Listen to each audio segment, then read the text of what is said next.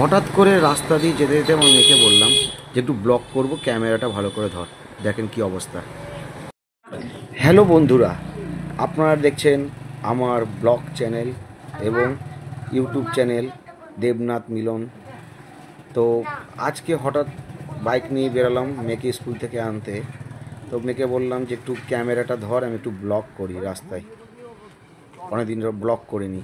এই যে পাশে রেল লাইন, এটি আমার মালঞ্চপল্লী পাড়া।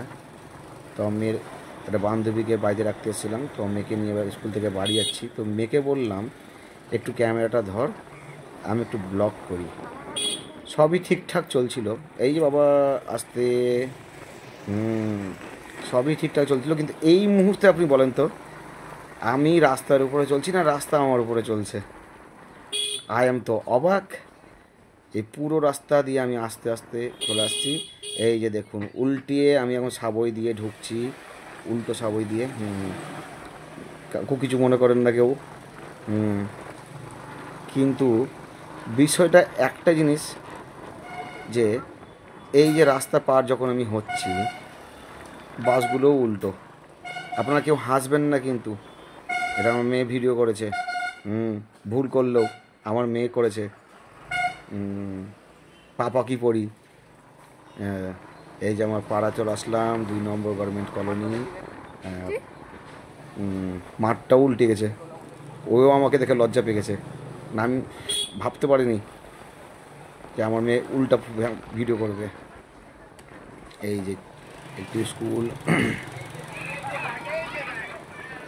দেখতে পাচ্ছেন, আমি এখন উল্টো পাড়া দিয়ে যাচ্ছি। আমি হাসবো না কাঁদবো কিছু বুঝতে পারছি না। বুঝতে পারছি আমার ব্লগ কেউ দেখবে না, বুঝলি সৃষ্টি? তুই যে ভিডিও করেছিস কেউ দেখবে না, বলবে উল্টো ভিডিও কে দেখবে? আপনারাই বলুন, এইটা কোনো কথা? আমি কিভাবে যে কষ্ট করে ভিডিওটা করছি। এই যে চলে এসছে আমার উল্টো বাড়িতে। হ্যাঁ, আমি এখন উল্টোভাবে গেট খুলবো। দেখতে পাচ্ছেন উল্টোভাবে গেট খুলছি, কেউ হাসবেন না। দেখুন, আর কমেন্ট করে জানাবেন আমার ভিডিওটি ভালো লাগলে। আপনারা পাশে থাকবেন আর সাবস্ক্রাইব করতে ভুলবেন না। এই দেখছেন না, আরে বাপ মদন। হ্যাঁ, এই যে আমার ভাঙা ঘর, এই ঘরে আমরা থাকি।